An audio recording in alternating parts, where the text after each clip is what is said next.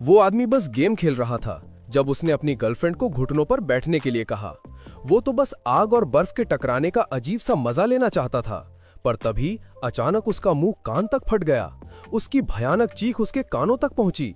वो आदमी अभी भी गेम में टावर तोड़ने में लगा था। फिर भी घबराए बिना उसने बड़े आराम से दुश्मन की मुख्य चीज क्रिस्टल खत्म कर दी। फिर अपनी याददाश्त के सहारे उसने दरवाजा खोला जिसे उसकी खूबसूरत पड़ोसन जोर जोर से पीट रही थी। उसने कहा कि वो अंदर आकर छिप सकती है, लेकिन पहले उसे अपनी आंखें बंद करनी पड़ेंगी। उस औरत ने बात मान ली, मानो ये इशारा कर रही हो कि अगर उसे अंदर जगह मिल गई तो वो आदमी जो चाहे कर सकता है। ये एक गुजारिश कम और एक काला सौदा ज्यादा लग रहा था। अगले ही पल उस आदमी ने रसोई का चाकू उठाया और बिना किसी हिचकिचाहट के उसका सर काट दिया। तभी एक सिस्टम से संदेश आया, संभावित ज़ॉम्बी खत्म, पॉइंट्स मिल गए। उस आदमी का नाम लिन फैन था, जो अकेला रहने वाला एक साधारण इंटीरियर डिजाइनर था। 1 घंटे पहले उसने बड़ी मेहरबानी से एक परेशान पड़ोसन की मदद की थी, पर वो अचानक बदल गई और उसे काटकर मार डाला। जिस पल वो मरा, पता नहीं कैसे वो ज़ॉम्बी आपदा के एक सर्वाइवल सिस्टम से जुड़ गया। उस कनेक्शन ने समय को पीछे कर दिया और उसे उसकी मौत से ठीक 1 घंटा पहले वापस भेज दिया। लिन फैन ने अपने नए मिले पॉइंट्स को अपनी ताकत बढ़ाने पर खर्च किया और उसने कुछ ही सेकंड में अपने अंदर शक्ति का बहाव महसूस किया। इस बीच खूबसूरत पड़ोसन की बिना सिर वाली लाश एक और ज़ॉम्बी को वहां खींच लिया था। जब लिन फैन ने दरवाजा खोला तो ज़ॉम्बी ने उसे आखिरकार देख लिया। उसका मुड़ा हुआ सर घूमा और उसकी सड़ी हुई आंखें लिन फैन पर टिक गईं। कुछ सेकंड बाद उस भयानक जीव ने एक जोरदार दहाड़ लगाई और ताजे मांस की तरफ झपटा। लिन फैन ने फिर वार किया, एक ही साफ वार, और ज़ॉम्बी का सर लुढ़क गया। सिस्टम पर एक और संदेश आया, ज़ॉम्बी मारा गया, पॉइंट्स मिल गए। अपनी पड़ोसन की अधूरी लाश को घूरते हुए लिन फैन को एहसास हुआ कि और ज़ॉम्बी भी आएंगे। उसे बस दरवाजे के पीछे छिपकर उन पर हमला करना था। 1 घंटे बाद गलियारा लाशों से भरा पड़ा था। उसके पॉइंट्स बहुत ज्यादा बढ़ गए थे। उसके बाद उसने पड़ोसन की लाश ढूंढी, लेकिन वो कहीं मिली नहीं। रुको, कहीं उसे खा तो नहीं लिया गया? ये तो एक दिक्कत है। उफ, ये घिनौना है। ये सब जल्दी ही सड़ना शुरू हो जाएंगी। ये गलियारा तो सबकी जगह है। मुझे ये गंदगी साफ कर देनी चाहिए। उसने एक रस्सी ली और सारी लाशों को एक साथ बांध दिया। जैसे ही वो उन्हें कचरे के ढेर तक खींचने वाला था, छत की लाइट जोरदार भिनभिनाहट की आवाज के साथ टिमटिमाने लगी। फिर कोने में एक परछाई दिखी। एक आदमी धीरे धीरे व्हीलचेयर पर आगे बढ़ रहा था। ये एक अधेड़ उम्र का नशेड़ी था, जो एक बार तार चुराते समय बिजली के झटके से झुलस गया था। वो बस अपने पैर गवा कर ही बच पाया था। लिन फैन को जिंदा देखकर उस आदमी ने एक जंगली दहाड़ लगाई और ताजे मांस की तरफ झपटा। लिन फैन ने शांत होकर फिर चाकू चलाया। एक और साफ सिर कलम, चचा जियांग, आप तो दूसरी मंजिल पर रहते थे ना? 7वीं मंजिल पर कैसे आ गए? क्या आप अपनी व्हीलचेयर मुझे देने आए हैं? क्या सही समय पर आए हैं? मैं बस यही सोच रहा था कि इन लाशों को नीचे कैसे ले जाऊं। आप बहुत दयालु हैं चचा जियांग, चिंता मत करो, काम खत्म होते ही मैं इसे लौटा दूंगा। इतना कहकर लिन फैन ने सारी लाशें नीचे के कूड़ेदान में फेंक दी। लिन फैन को अब भी विश्वास नहीं हो रहा था। दुनिया सच में खत्म हो गई थी। जिंदा रहने के लिए उसे सामान जमा करनी थी। पर फिर उसने सोचा, क्या ये चीजें कचरा हैं या फिर दोबारा इस्तेमाल होने लायक? अकेले रहना कितना बुरा है। बात करने वाला कोई नहीं, ना ही कोई उसके इन बेवकूफी भरे सवालों का जवाब देने वाला। तभी दूसरी मंजिल पर रहने वाले अंकल जो का नशेड़ी बेटा उसे देखकर हाथ हिलाया। उस गंजे आदमी ने पहले भी लिन फैन को तंग किया था। उसने एक बार लिन फैन की साइकिल चुरा ली थी और पुलिस को आना पड़ा था। हालांकि उसने अगले दिन साइकिल लौटा दी, पर फिर भी उसने इसी बात पर लिन फैन को पीटा था। लिन फैन ने गुस्से से उसकी तरफ देखा। क्या चाहिए? वो गंजा आदमी रुक गया। इस बेवकूफ ने सच में जोर से बोल दिया, क्या इसे ज़ॉम्बी को बुलाने का डर नहीं है? फिर वो मुस्कुराया। एक बेवकूफ को इस्तेमाल करना आसान है। वैसे भी मुझे बहुत भूख लगी है, ये मेरा काम कर सकता है। उसने कागज के एक टुकड़े पर जल्दी जल्दी लिखा, जाओ खाना और पानी ढूंढो, उसे मेरे दरवाजे पर लाकर दो। लिन फैन ने सिर हिलाया। मैं क्यों करूं? मैं नहीं जा रहा। गुस्से से गंजे आदमी के होंठ कांपने लगे। तू कमीना, उसने धीरे से बड़बड़ाया। फिर उसने दोबारा लिखा, जैसा मैं कहता हूं वैसा करो तो मैं तुम्हें अपने साथ रहने दूंगा। सही समय आने पर मैं तुम्हें एक गुप्त अड्डे पर ले जाऊंगा। लिन फैन शांत रहा और अभी भी जाने को तैयार नहीं हुआ। उस आदमी का चेहरा गुस्से से काला पड़ गया। गुस्सा हद पार कर गया था। ठीक है, उसने सोचा, अगर तुम मरना चाहते हो तो मैं तुम्हारी मदद करूंगा। तुमने खुद ही ये मांगा है, उसने चिल्लाकर कहा और कई धातु की प्लेटें लिन फैन के दरवाजे की तरफ फेंक दीं। बर्तन फर्श पर गिरे, जोर से आवाज करते हुए, टन टन टन। कुछ ही देर में गलियारे में कई ज़ॉम्बीज गुर्राते हुए लिन फैन की तरफ दौड़े। दूसरी मंजिल से देखते हुए गंजा आदमी जोर जोर से हंसने लगा। अब नहीं बन रहा है ना हीरो? वो अकड़ कहाँ गई? अब तो पैर भी नहीं हिल रहे हैं। अगले ही पल लिन फैन ने अपनी किचन वाली चाकू घुमाई और एक ही झटके में 2 ज़ॉम्बीज के सिर काट दिए। सिस्टम ने तुरंत आवाज की, 2 खत्म, 2 अंक मिले। गंजे आदमी की हंसी अचानक रुक गई। अरे बाप रे, ये बंदा तो सच में ताकतवर है, उसने गुर्राते हुए कहा। ठीक है, थोड़ा हुनर है तुम्हारे पास, पर क्या फायदा, अभी भी एक ज़ॉम्बी बचा है। अब देर हो गई है ना? जो भी मेरी बात नहीं मानता उसे मरना ही चाहिए। लिन फैन ने आखिरी ज़ॉम्बी को अपने कंधे पर उठा लिया। इसलिए नहीं कि वो उसे मार नहीं सकता था, बल्कि इसलिए कि उसने मारना नहीं चाहा। फिर बड़े आराम से उसने उसे ऊपर की तरफ उछाल दिया। गंजे आदमी के लिए एक खास तोहफा। उस आदमी ने बिना सोचे समझे उसे पकड़ लिया और अपनी बेवकूफी पर हैरान रह गया। मैंने आखिर इसे क्यों पकड़ा? जैसे ही बिल्डिंग में चीखें गूंजने लगीं, लिन फैन ने बेफिक्री से हाथ हिलाया। अगर कोई सवाल है तो पूछ लेना, कम से कम तुम मेरी तरह अकेले तो नहीं रहोगे। थोड़ी ही देर में लिन फैन पास के एक सुपरमार्केट पहुंचा। घुसते ही उसने छिपे हुए कई ज़ॉम्बीज को आसानी से मार गिराया। सामान इकट्ठा करने के बाद आदत से मजबूर होकर वो चेकआउट काउंटर की तरफ बढ़ा और सामने मरे हुए कैशियर ज़ॉम्बी को देखा। ये सामान कुछ वक्त तक चलेगा, मैंने कुछ बीज भी खरीदे हैं। एक बार मुझे कोई सुरक्षित जगह मिल जाए तो मैं उन्हें उगाकर जिंदा रह सकता हूँ। हालांकि ये चाकू अब बेकार हो चुकी है। जैसे ही वो नया हथियार ढूंढने के बारे में सोच रहा था, तभी गली के नीचे से एक तेज रफ्तार बस उसकी तरफ दहाड़ते हुए आई। बस के तेज इंजन की आवाज ने कुछ ही सेकंड्स में ज़ॉम्बीज का एक बहुत बड़ा झुंड अपनी तरफ खींच लिया। उन तेज लाइटों ने उसके दुखद बचपन की यादें ताजा कर दीं। जब लिन फैन छोटा था, उसकी माँ एक हादसे में मर गई थी। उसका पिता अपनी प्रेमिका के साथ रहने के लिए बेचैन था और उसे छोड़ जाने की तैयारी कर रहा था। लेकिन लिन फैन के रोने की वजह से उस औरत, जिसे वो तथाकथित चाची कहता था, को घिन आ गई और उसे बहुत गुस्सा आया। उस औरत ने लिन फैन के पिता के हाथ से स्टीयरिंग छीन लिया, चिल्लाकर कहा कि वो उसे सबक सिखाने के लिए बस रोक देगी। वो गाड़ी सामने से आ रहे एक ट्रक से जा टकराई। लिन फैन अभी भी उस भयानक याद में खोया हुआ था। तभी बस ड्राइवर की कर्कश आवाज ने उसे वापस खींच लिया। अरे ओ ब्रैड, सवारी चाहिए क्या? अफसोस, मैं तुम्हें नहीं ले जा रहा। यहीं रहो और ज़ॉम्बीज को अपना पेट फाड़ने दो। पास में खड़ा एक चश्मा पहने हुए लड़का धीरे से बोला, हम इसे छोड़ नहीं सकते। जिन ज़ॉम्बीज को हमने यहाँ खींचा है वे इसे मार सकते हैं। टीचर ने कहा था कि हमें मदद करनी चाहिए। इससे पहले कि वो लड़का बात पूरी कर पाता, ड्राइवर ने उसका गला काट दिया और थूका। टीचर, भाड़ में जाए तुम्हारा टीचर। ये कयामत है, मैं जो चाहूं वो करूंगा। तुम चश्मिश मूर्ख समझते हो कि तुम मुझे लेक्चर दोगे?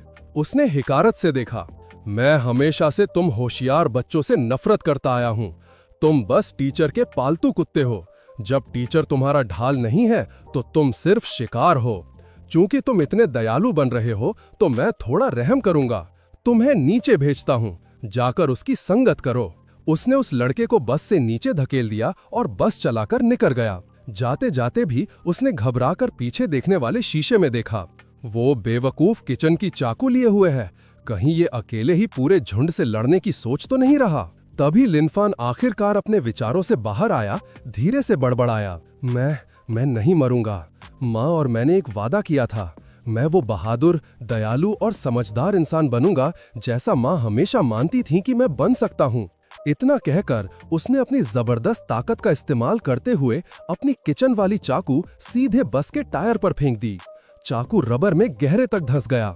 बस का संतुलन बिगड़ा। वो एक सड़क के साइन से टकराई और पलट गई।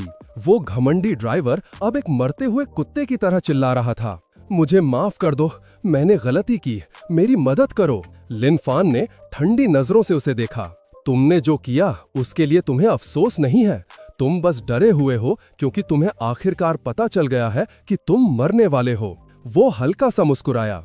ठीक है, तुम्हारे दोस्त आ गए हैं, मैं तुम्हें उनसे मिलने देता हूँ। वो आदमी जम गया।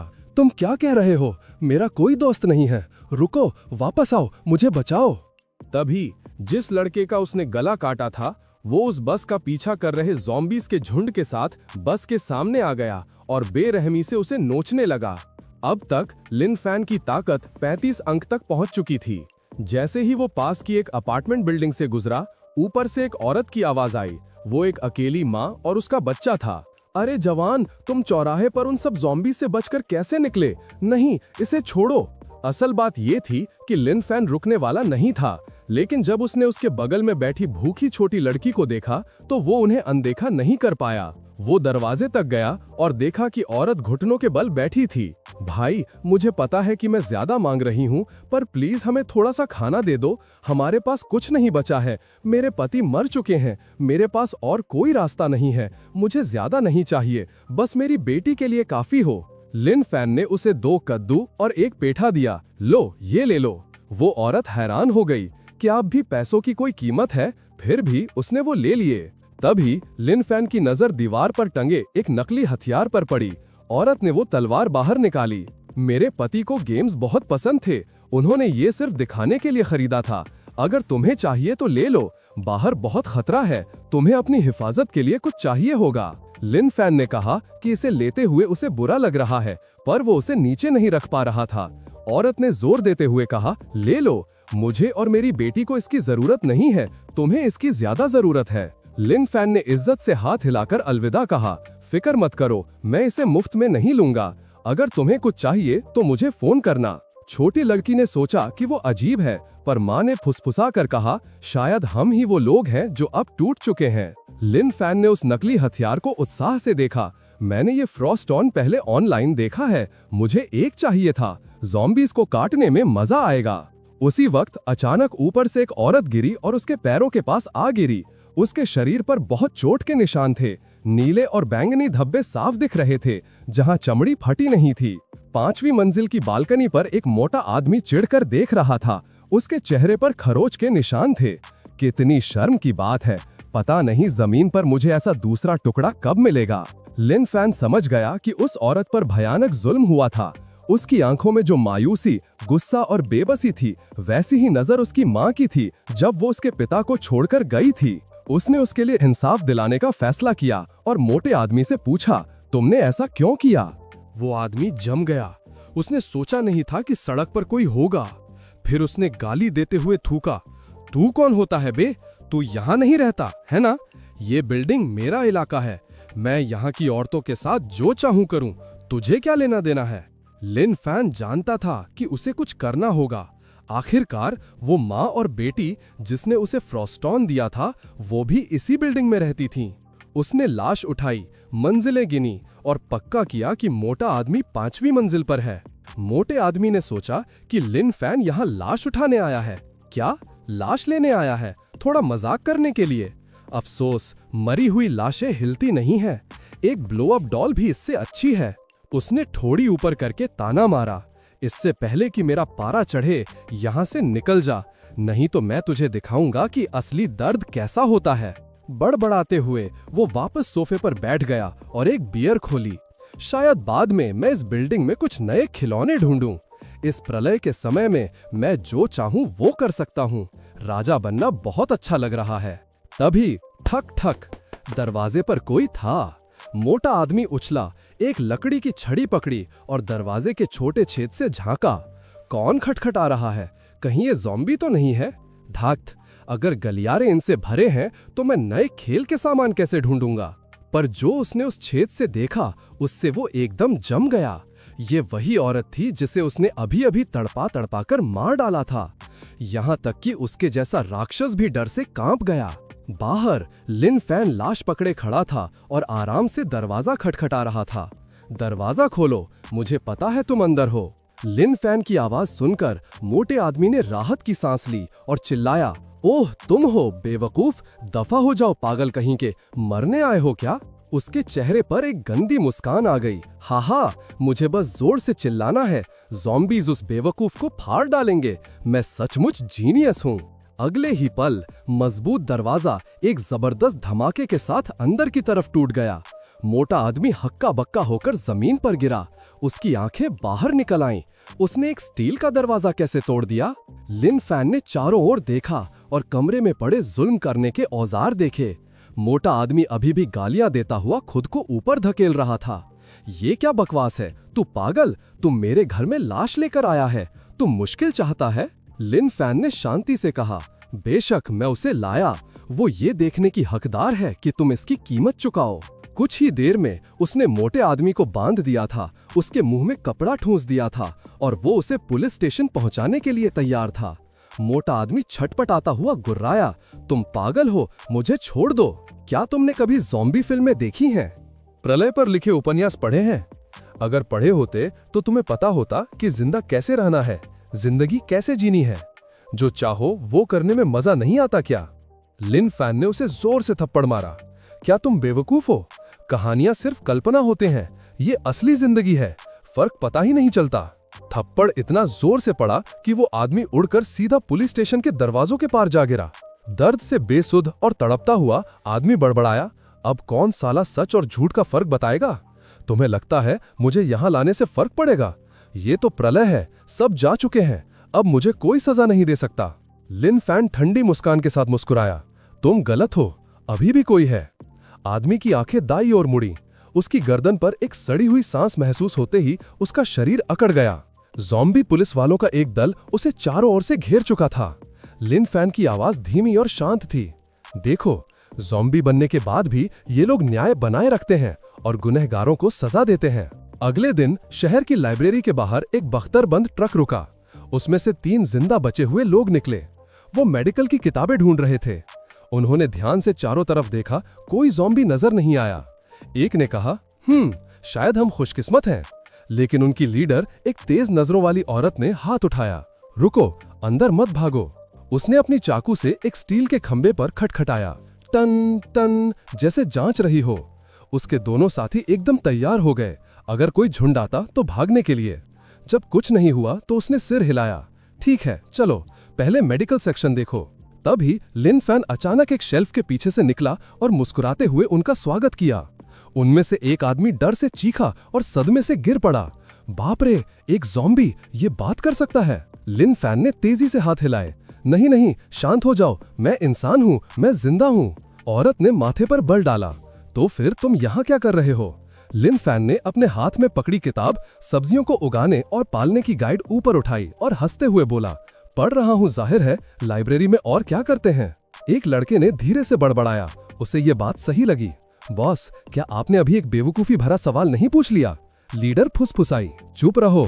फिर उसने लिन फैन से विनम्रता से बात की, हमें किसी को नुकसान नहीं पहुंचाना, अगर हमने आपको परेशान किया तो माफ करना।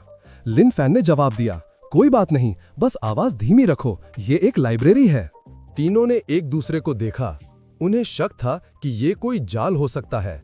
एक ने धीरे से कहा, वो तलवार जो ये लिए हुए हैं, मैंने इसे एक गेम में देखा है। आमतौर पर उसे रखना सही लगता है, पर अब शायद ये आदमी पागल है। लीडर भी कोई खतरा मोल नहीं लेना चाहती थी, चाहे ये जाल हो या दिमागी रूप से ठीक न हो, इसे भड़काओ मत, चुपचाप किताबें लो और निकल लो। उसे अंदर से लग रहा था कि इस आदमी से उलझना ठीक नहीं है। कोई पक्का सबूत नहीं था, बस एक एहसास था। परेशानी से बचने के लिए तीनों ने चुपचाप किताबें इकट्ठा करने का काम तेज कर दिया। जब वे जाने की तैयारी कर रहे थे तो पढ़ रहे लिन फैन ने आवाज दी, तुम लोग जा रहे हो? तीनों तनाव में आ गए, डर गए कि कहीं वो झगड़ा शुरू ना कर दे। लीडर ने विनम्र रहने की कोशिश की, क्या आपको कुछ चाहिए? लिन फैन ने कहा, अगर तुम इतनी सारी किताबें ले जा रहे हो तो तुम्हें उन्हें रजिस्टर करवाना चाहिए। ये तुम्हारी निजी चीजें नहीं है, उधार ली गई चीजों का हिसाब रखना जरूरी है। तीनों जम गए। एक ने थूका, तुम मजाक कर रहे हो क्या? तुम्हें पता है बाहर क्या हो रहा है? रजिस्टर करवाओ, तुम किस पागल खाने से आए हो? लीडर को उसका तर्क अजीब लगा, लेकिन उसने धीरे से पूछा, क्या मैं पूछ सकती हूँ, क्या आपको पता है कि बाहर अभी क्या चल रहा है? लिन फैन ने शांत होकर जवाब दिया, हाँ, प्रलय है, बाहर ज़ॉम्बी हैं जो काटते हैं, इसके अलावा ज्यादा कुछ नहीं बदला है। लीडर का चेहरा कड़ा हो गया। क्या ये सच में पागल है या सिर्फ नाटक कर रहा है? एक आदमी ने सोचा कि अब झगड़ा होने वाला है। यार, तुम्हें पता भी है बाहर क्या है? कोई बेवकूफी मत करना। जो भी हो, हमें अपने काम से मतलब रखना चाहिए। लिन फैन ने उन्हें शांत किया। आराम करो, मैं नुकसान नहीं पहुंचाना चाहता, बस बता रहा हूँ बाहर खतरा है, इसलिए कोई पंगा मत लेना। वैसे मेरा नाम लिन फैन है, मैं सनशाइन कॉम्प्लेक्स के बिल्डिंग 2 यूनिट 704 में रहता हूँ। अगर मुसीबत में पड़ो तो मुझे ढूंढना, मैं ताकतवर हूँ, सैकड़ों ज़ॉम्बी भी मेरा मुकाबला नहीं कर सकते। वे तीनों चुप हो गए। हाँ पक्का, ये पागल है, भागो। लीडर ने जल्दी से लिन फैन को धन्यवाद कहा और फिर अपने दोनों साथियों के साथ लाइब्रेरी से तेजी से भाग निकली। लिन फैन कुछ प्रतिक्रिया दे पाता, इससे पहले ही वे इतनी तेजी से जा चुके थे। मैंने तो उनके नाम भी नहीं पूछे। उसने कंधे उचकाए।